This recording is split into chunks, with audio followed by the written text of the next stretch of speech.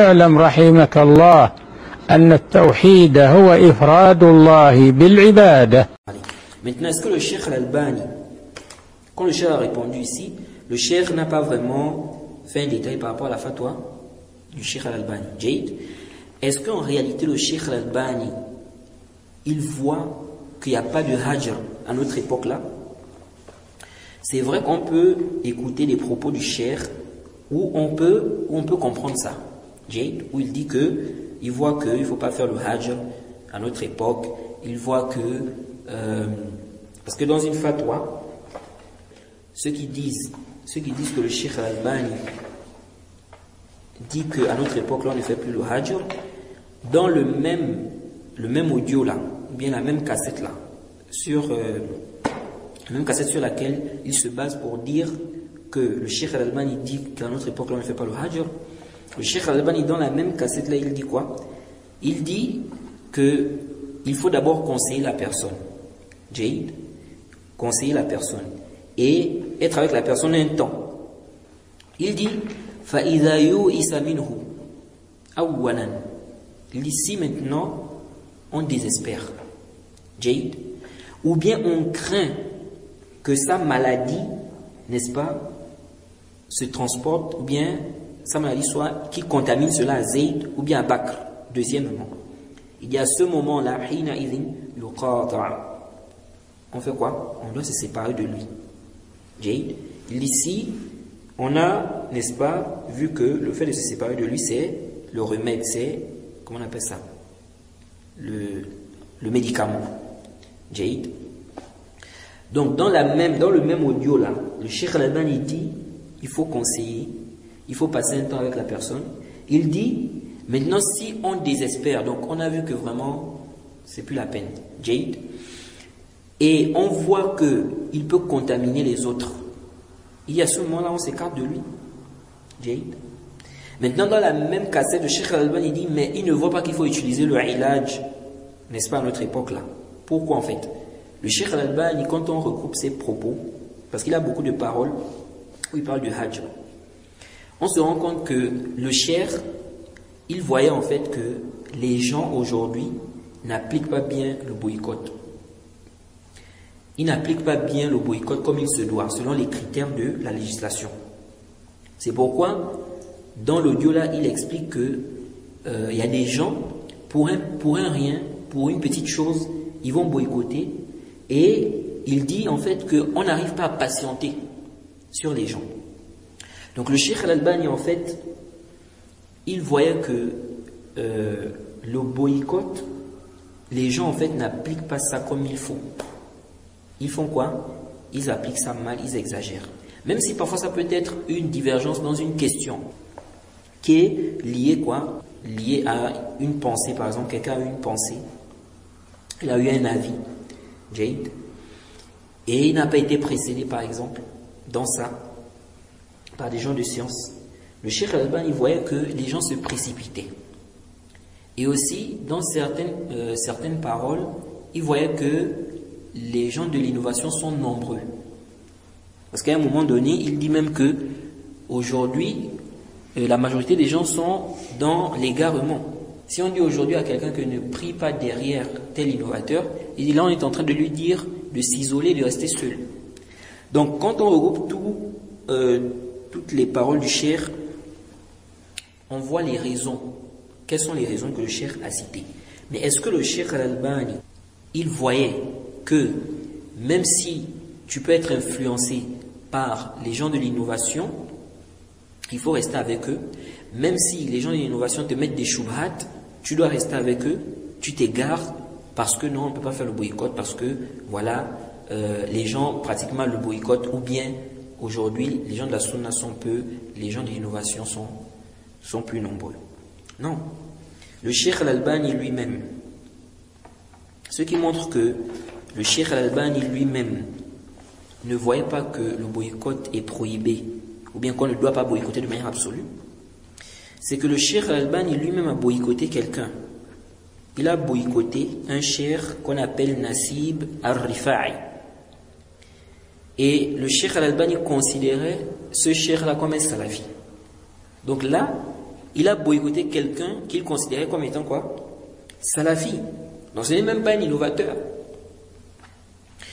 Comment on va venir dire que à notre époque là on ne doit pas boycotter alors que le doror des Ahl Bid'ah c'est très dangereux. Le mal des gens des Bid'ah c'est très dangereux. Le Cheikh Albani a boycotté cette personne-là. Après, les gens sont en train de diverger, est-ce qu'il a rendu innovateur ou pas? Et lui-même il explique qu'il a boycotté. C'est lui-même le Cheikh Albani qui explique qu'il a boycotté. Et dans le livre, j'ai ici une risala qui a été écrite par Abi Ibrahim al-Maliki et qui a été préfacée par le grand savant Hassan Abdel Wahhab al-Banna d'Égypte qui est mort, qu'Allah lui fasse miséricorde. Il a préfacé ça et il a fait aussi le ta'liq. Le titre c'est quoi? Ithaf al-Khullan. Bon, dans certaines, bien dans les copies, c'est écrit Ithaf al-Khillan. Comme là par exemple. Ithaf al-Khillan. Mais, quand on regarde dans les dictionnaires, en principe c'est al-Khullan. Donc le titre, en réalité c'est quoi? Ithaf al-Khullan في إثبات أن الألباني يرى الهجر في هذا الزمان على ضوابط أهل السنة والإيمان. جيد.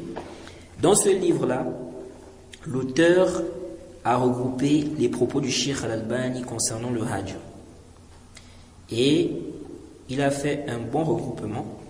Il a démontré que le Cheikh voit le boycott à notre époque. On ne peut pas dire que le Cheikh ne voit pas le boycott.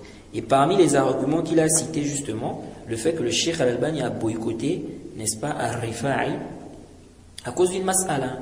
C'était une mas'ala sur la question de l'infaillibilité des femmes du prophète. Jade, est-ce que les femmes du prophète sont infaillibles par rapport au zina? Il y a eu un débat entre le Cheikh Al-Albani jusqu'à le Cheikh Al-Albani l'a boycotté. Et c'est le Cheikh Al-Albani lui-même qui explique qu'il a boycotté. Lui-même il explique ça dans le silsila. Donc il a regroupé tout ça ici, il a regroupé les paroles du Cheikh Al-Albani sur le boycott. Donc si le Cheikh Al-Albani voyait, et ça c'est un boycott qui était un boycott éducatif. C'était éducatif.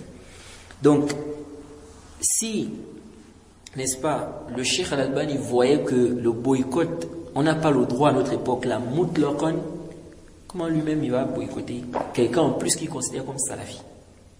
Non. Donc nous disons, c'est faux de dire que le Cheikh Al-Albani ne voit pas le boycott de manière absolue à notre époque. Et ce livre-là, cette risala justement, il confirme ça. C'est pourquoi il a mis comme titre ici, n'est-ce pas, la confirmation que Al-Albani voit le hajr à notre époque selon les critères des gens de la sunna et de la foi.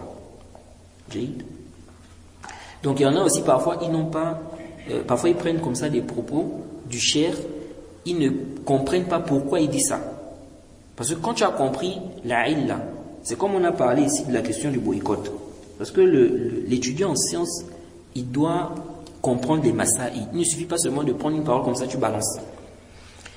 Quand tu comprends que les salafs ont interdit, ils ont demandé de boycotter, d'abord, avant même les salafs, d'abord, les textes nous montrent qu'on doit préserver notre religion. Et le prophète nous a mis en garde contre les gens qui ont des shubhat. Quand tu comprends tout ça, tu comprends la sagesse, pourquoi on doit boycotter les gens de l'innovation. Parmi ces sagesses-là, se préserver de leurs shubhat. Quand tu as compris ça, maintenant tu vis à notre époque là. Tu sais, tu as la qaïda qui dit al-hukm yadur ma'illatihi wujudan wa adaman. Si on a demandé de boycotter les gens d'innovation pour se préserver de leurs shubhat parmi les raisons, et que tu te rends compte qu'à notre époque il y a toujours des shubhat, il y a toujours des gens qui mettent des shubhat, comment tu peux venir dire encore que non, à notre époque là, on ne doit pas boycotter? Non, on doit boycotter. Jade, on doit boycotter. Et le problème aussi, c'est que beaucoup se basent souvent sur des paroles où on parle du boycott éducatif. Et c'est là le problème.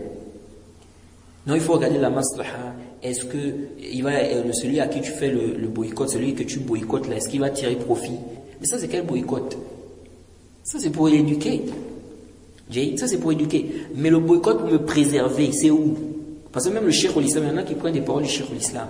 Il y a une parole du Cheikh al-Islam où, vous savez, certaines personnes se basent sur une parole du Cheikh al-Islam. Quand tu lis bien ce sur quoi il se base, la partie qu'il cite là, tu vois que la partie là parle du boycott éducatif. Donc nous disons, on ne peut pas dire aux gens qu'il ne faut pas boycotter. Ça, c'est vraiment une mafsada. Les étudiants en sciences qui disent, ou bien ceux qui disent qu'on ne doit pas boycotter les gens à notre époque-là, vraiment, ils doivent craindre Allah. Parce que quand tu viens avec ça, tu vas être la cause de l'égarement de beaucoup de gens. Imagine, toi, tu viens, tu dis aux gens, il ne faut pas boycotter à notre époque-là parce que non, les gens ne tirent pas profit du boycott, ou bien selon toi, ou bien non, la majorité des gens sont des innovateurs. Ok, donc tu laisses les awam, les ignorants, ils vont rester avec les gens de l'innovation, ils vont discuter avec eux, ils s'asseyent avec eux, ils parlent avec eux. Ça, c'est un grand mal. Maintenant, ils vont mettre des choubrat à ces gens-là. Qui est responsable de ça? Donc, l'étudiant en sciences, il doit vraiment réfléchir.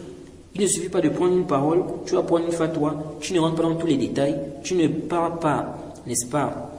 Tu ne regardes pas réellement ce que les gens de sciences disent, tu prends seulement la fatwa comme ça, et puis tu viens balancer ça aux gens, sans regarder pourquoi le cheikh a dit ça, et est-ce que vraiment il a dit ce que toi tu as compris là, ou bien c'est pas ça, non, tu balances. Ça c'est très dangereux, c'est pourquoi on dit que l'étudiant en sciences, il doit être clairvoyant et il doit aussi faire quoi? Il doit aussi prendre conscience de ce qui va découler de ses propos, de sa parole. Et souvent, ceux qui viennent, qui ne veulent pas, qui disent qu'il ne faut pas boycotter là, souvent c'est des gens, ce sont des gens, ils sont avec les gens de l'innovation. Ils sont avec eux. Jade. Parfois même, ils veulent cacher leur bid'a. Mais, rester avec les gens qui sont comme eux, les gens qui sont sur le même manhaj qu'eux, ils n'arrivent pas parce que ça c'est difficile pour eux. Donc ils vont être avec eux, maintenant ils vont venir avec des trucs comme ça là. Non, il ne faut pas boycotter. Pourquoi on les laisse? Donc ils vont être là en train de cacher leur bid'a et en même temps, ils sont avec qui? Avec les gens de l'innovation. Ils disent non. Okay. Et puis celui qui est même sur la sunna, en principe, comme j'avais dit, c'est automatique. Tu ne peux pas rester. Vous n'avez pas le même manhaj. Vous faites quoi ensemble? Vous faites quoi ensemble? Et parfois aussi, ça peut être intérêt quoi? Par intérêt mondain. La personne va faire précéder quoi? La dunya sur la religion. Mais quand c'est comme ça même si on n'encourage pas ça, on ne dit pas qu'il faut faire ça. Mais quand c'est comme ça même, ne combat pas les gens de la sunna. Ne combat pas les gens de la sunna. Ok, toi, à cause de la dunya, tu restes avec des gens de l'innovation. Toi, tu as choisi la dunya, tu restes avec les gens de l'innovation. Mais maintenant, tu viens combattre les gens de la sunna. Tu fais la guerre aux gens de la sunna. Tu te mets avec les gens de l'innovation contre les gens de la sunna. Mais là, tu deviens un danger. Là, tu n'es pas comme quelqu'un qui est là, bon, il reconnaît sa faiblesse, il dit oui, c'est vrai, bon, voilà, moi je suis faible. Vous n'êtes pas pareil. Comment quand même nous en préserve? Jade.